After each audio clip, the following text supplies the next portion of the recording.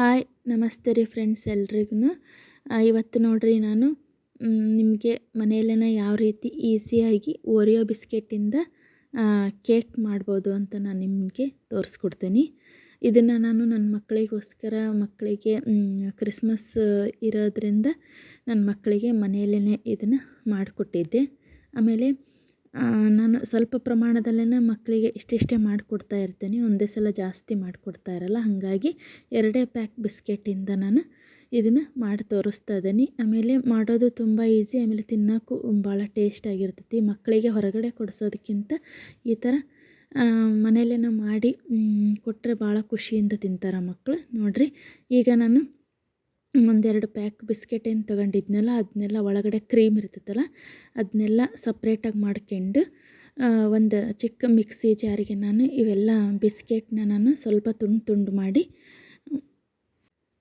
ಇದನ್ನು ಸ್ವಲ್ಪ ನೈಸಾಗಿ ಗ್ರೈಂಡ್ ಮಾಡ್ಕೊಂಡು ಬರ್ತೀನಿ. ಇದನ್ನು ನೋಡಿರಿ, ಈ ಥರ ಇದನ್ನು ಪೌಡ್ರ್ ಮಾಡ್ಕೊಂಡಾದ್ಮೇಲೆ ಇದಕ್ಕೆ ಸ್ವಲ್ಪನೇ ಹಾಲನ್ನು ಆ್ಯಡ್ ಮಾಡ್ಕೊತ ಹೋಗಬೇಕು. ಹಾಲು ಅಂತಂದರೆ ನಾರ್ಮಲ್ ಇದು ರೀ, ವಾರ್ಮ್ ಹಾಲು ಅಲ್ಲ, ಕಾಯಿಸಿ ತಣ್ಣಗಾಗಿರೋ ಹಾಲೇ ನಾನು ಆ್ಯಡ್ ಮಾಡ್ತಾಯಿದ್ದೀನಿ.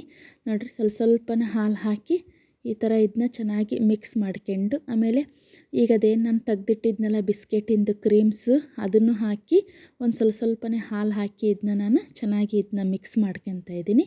ಮಿಕ್ಸ್ ಮಾಡ್ಕೊಂಡು ಇದಕ್ಕೆ ಒಂದು ಅರ್ಧ ಟೇಬಲ್ ಸ್ಪೂನ್ಗಿಂತನೂ ಕಡಿಮೆ ಬೇಕಿಂಗ್ ಪೌಡ್ರು, ಆಮೇಲೆ ಒಂದು ಚಿಟಿಕೆಯಷ್ಟು ಅಡುಗೆ ಸೋಡಾ ಹಾಕಿ ಅದಕ್ಕೆ ಒಂದು ಸ್ವಲ್ಪ ಹಾಲು ಹಾಕಿ ಇದನ್ನು ಚೆನ್ನಾಗಿ ಮಿಕ್ಸ್ ಮಾಡ್ಕೊತಾ ಇದ್ದೀನಿ.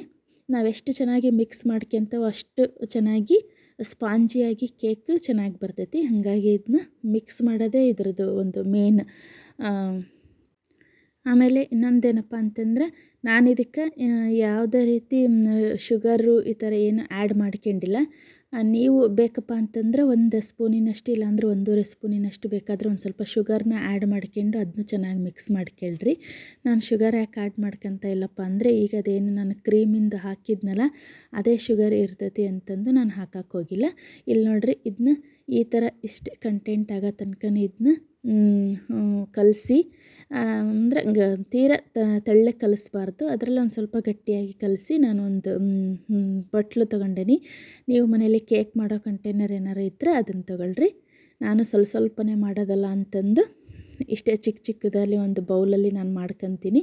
ನೋಡಿರಿ, ಆ ಬೌಲಿಗೆ ಅದನ್ನ ನಾನು ಟ್ರಾನ್ಸ್ಫರ್ ಮಾಡ್ಕೊಂಡು, ಆಮೇಲೆ ಒಂದು ಒಲೆ ಮೇಲೆ ನಾನು ಬಾಣಲೆ ಇಟ್ಕೊಂಡಿದ್ದೆ. ಅಂದರೆ ಫ್ರೀ ಹೀಟ್ ಮಾಡ್ಕೋಬೇಕು, ಅಂದರೆ ಒಂದು 10 ನಿಮಿಷ ಮುಂಚೆನೇ ಇದನ್ನು ನಾನು ಲೋ ಫ್ಲೇಮಲ್ಲಿ ಇಟ್ಕೊಂಡು ಬಾಣಲೆನ ಬಿಸಿ ಮಾಡ್ಕೊಂಡಿದ್ದೆ. ದಪ್ಪ ತಳ ಇರೋ ಪಾತ್ರೆ ತೊಗೋಬೇಕ್ರಿ ಇದಕ್ಕೆ.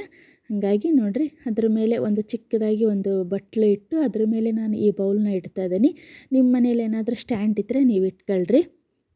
ನೋಡಿರಿ, ಇದನ್ನ ಕರೆಕ್ಟಾಗಿ ನಾನು 25 ಮಿನಿಟ್ಸ್ ನಾನು ಇದನ್ನ ಲೋ ಫ್ಲೇಮ್ನಾಗಿಟ್ಟು ನಾನು ಹೀಟ್ ಮಾಡ್ಕೊಂಡೀನಿ. ಇಲ್ಲಿ ನೋಡಿರಿ, ಎಷ್ಟು ಚೆನ್ನಾಗಿ ಒಂದು ಸ್ವಲ್ಪನೂ ಅಂಟು ಇಲ್ದೇ ಥರ ಈ ಥರ ಚೆನ್ನಾಗಿ ಬಂದೈತಿ. ಈಗ ಇದನ್ನ ನಾನು ಒಂದು ಪ್ಲೇಟ್ಗೆ ನಾನು ಟ್ರಾನ್ಸ್ಫರ್ ಮಾಡ್ಕೊತಾ ಇದ್ದೀನಿ. ಈಸಿಯಾಗಿ ಬಂದುಬಿಡ್ತೈತಿ ಫ್ರೆಂಡ್ಸ್, ಏನು ತಳ ಹಿಡಿಯೋದು ಆ ಥರ ಏನೂ ಆಗೋಲ್ಲ. ನೋಡಿರಿ, ಎಷ್ಟು ಚೆನ್ನಾಗಿ ಸ್ಮೂತಾಗಿ ಸ್ಪಾಂಜಿಯಾಗಿ ಓರಿಯೋ ಕೇಕು ರೆಡಿ ಆಯಿತು. ನೀವು ಮನೆಯಲ್ಲಿ ಇದನ್ನು ಟ್ರೈ ಮಾಡಿ ಹೆಂಗಿತ್ತು ಅಂತ ಕಮೆಂಟ್ ಮಾಡಿರಿ ಫ್ರೆಂಡ್ಸ್. ನನ್ನ ಇವತ್ತಿನ ಈ ವಿಡಿಯೋ ನಿಮಗೆ ಇಷ್ಟ ಆದರೆ ಪ್ಲೀಸ್ ಒಂದು ಲೈಕ್ ಕೊಟ್ಟು ಕಮೆಂಟ್ ಮಾಡಿರಿ. ಮತ್ತು ಮುಂದಿನ ವಿಡಿಯೋದಲ್ಲಿ ಸಿಗೋಣ ಫ್ರೆಂಡ್ಸ್. ಅಲ್ಲಿ ತನಕ ನಿಮಗೆಲ್ಲರಿಗೂ ನನ್ನ ಕಡೆಯಿಂದ ಧನ್ಯವಾದಗಳು ಫ್ರೆಂಡ್ಸ್. ಹೊಸದಾಗಿ ಯಾರಾದರೂ ನೋಡೋರಿದ್ದರೆ ಪ್ಲೀಸ್ ಸಬ್ಸ್ಕ್ರೈಬ್ ಮಾಡ್ಕೊಂಡು ನಮ್ಮೆಲ್ಲ ವೀಡಿಯೋಸ್ನ ನೋಡಿ ನಮಗೆ ಸಪೋರ್ಟ್ ಮಾಡಿರಿ. Thank you friends.